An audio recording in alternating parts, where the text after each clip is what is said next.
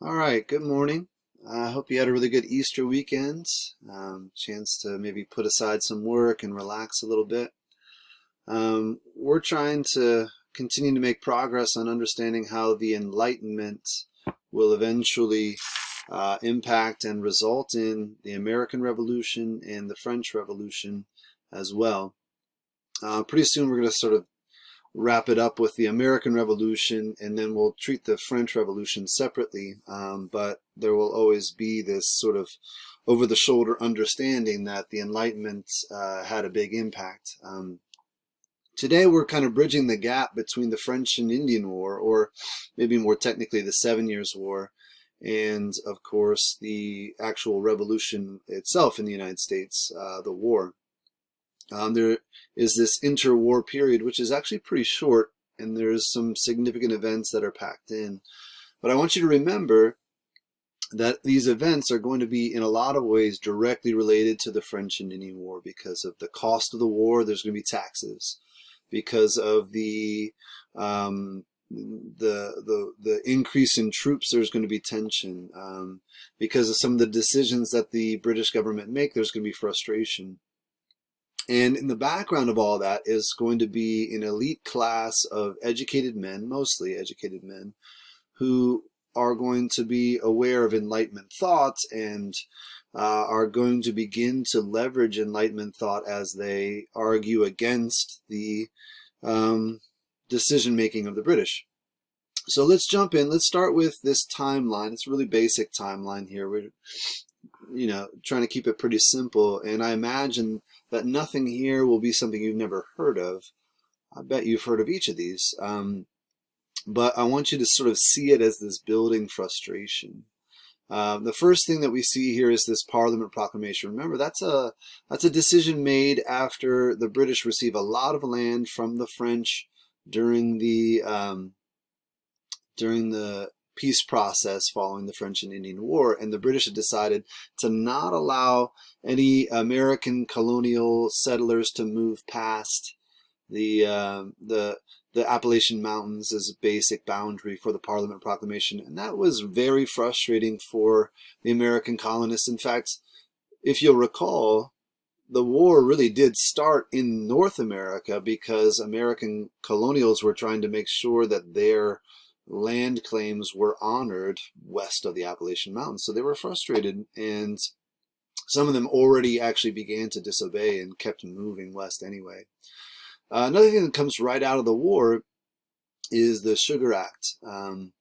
It's a tax, and the thing about this tax is that it was basically an updated tax. There had been a molasses tax in place in the 1730s, but really laxly enforced. So the Sugar Act was actually a reduced tax, but tried to enforce it more prominently. And it was met with protest, even as far as boycott. Not a widespread boycott by any means, but there was enough of a boycott that it got the British attention. Most of the frustration was over the fact that during these few years, there was an economic downturn. And so it was more of a financial frustration when they were protesting this tax. And the British repealed it. And I think that's really interesting because the British decision to repeal this tax, and actually the one after it too, and several going forward, I think in a sense actually adds fuel to the fire. The way I like to explain it is, think of like, what if one of my children threw a tantrum in the store because they wanted candy? Now, I don't want to, be too heavy-handed with this metaphor. I'm not saying that the Americans were like children throwing tantrums, but just imagine I gave in to my child's tantrum and I gave them the candy. Well, imagine what happens next time we go to that store. Of course, they're going to make the same demand and use the same tactics. So what I mean to suggest is that the British actually repealing these taxes really leads the Americans to think, okay, we're being effective, and they will continue on this protest train until it builds and builds and builds, and actually eventually comes to bring about the actual war. But the Sugar Act goes away. In some ways, you might say it's replaced by the Stamp Act. Now, the Stamp Act is a little bit different in terms of their frustrations. One of the frustrations that starts to boil out of the Stamp Act in particular is the lack of representation and lack of inclusion of the colonial legislatures on the decision. This begins the very famous rallying cry, no taxation without representation. Now we're going to return to this question of representation in a couple of minutes, but this does actually coalesce into a larger protest movement, including what's called the Stamp Act Congress, which was a group of colonial leaders who met in New York, and they expressed their frustration, and they protested, and they boycotted British goods, and they were effective enough that, well, the Stamp Act was eventually repealed. But one of the side notes to this that we'll get into a little bit more in just a second is the fact that these decisions were being handed down a little bit more directly now by the British government, and that's one of the frustrations. One of the reasons it's frustrating is because that's not how it had been happening. This is what we call the end of salutary neglect. Salutary neglect means the British government was sort of leaving the colonies alone to do their own thing and govern themselves. And the king, this new dynasty actually, the Hanovers, were actually now governing more directly. And that was frustrating to the American colonists. And we'll get into that in just a second too. The Stamp Acts were followed by the Townshend Acts, which again brought protest. And what's interesting here is we start to see a sort of cyclical thing. The protests were met with more troops. The British said, well, if there's going to be trouble here, we're better send troops. But of course, the troops made the American colonists more frustrated, and that was met with more protests. And so what we see is this cycle of building frustration between the colonists and the military presence. And this actually eventually leads to the Boston Massacre. Now, the Boston Massacre is an often misunderstood moment, and there's a lot to it. We would say, obviously, it's a tragedy, but there is a great deal of sort of political tug of war going on with the Boston Massacre, and there's more to the story than just the British opening fire on a crowd.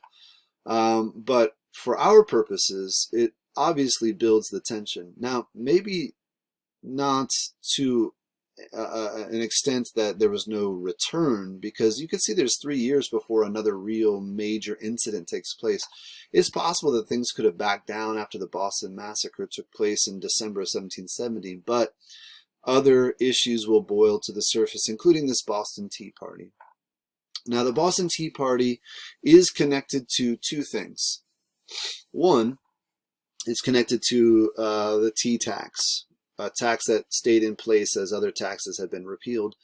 But two, it's actually connected to the British decision to give a monopoly on tea trade to the British East India Company. And this monopoly really angered merchants in New England especially. They saw it as a direct restriction of their own ability to make money. And so they're starting to get frustrated about monopolies. Now notice, they're frustrated about the way that the economy was organized. They had read their Adam Smith by this point. They knew their physiocrats and the idea that the governments shouldn't be so involved and heavy-handed in the economy. So when the British had decided to give a monopoly to the British East India Company, this started to violate not just American small businesses, but actually their understanding of how the government ought to function. So there was a lot of frustration. Now, the Boston Tea Party was followed by what we often call the Intolerable Acts, which is not their technical name, but it's what everybody calls them by. And this meant things like shutting down newspapers and town halls, and it shut down the Boston Harbor until the tea was paid for. And there's various things that are true of the Intolerable Acts that are, I think, counterproductive for the British. Because there was actually a pretty small group of people who were frustrated at the time of the Boston Tea Party, But when the British shut down town hall meetings and newspapers and shut down the harbor, that group of people who thought that their rights were being violated actually expanded. Somebody who in November thinks, it's not so bad, we'll pay the tea tax, it's not a big deal, who cares? Then when the Boston Harbor is shut down and their businesses hit hard, then they say, wait a second, I didn't do anything wrong. I didn't protest before. My response to the tea tax was totally fine. Why am I being punished? And actually this happens a lot with the British. It expands the circle of frustration outwards. And actually Boston, though it may have been an epicenter of frustration, starts to get support from outlying areas and other colonies and other cities that say, it's not right what's happening to you. So what ends up happening after the Intolerable Acts is the colonies decide to get together for the First Continental Congress. They meet in Philadelphia in the fall of 1774, and you can see this immediately expanding ring.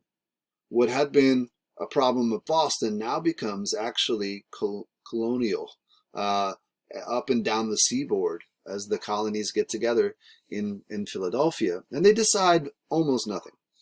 But what they decide at the First Continental Congress is important.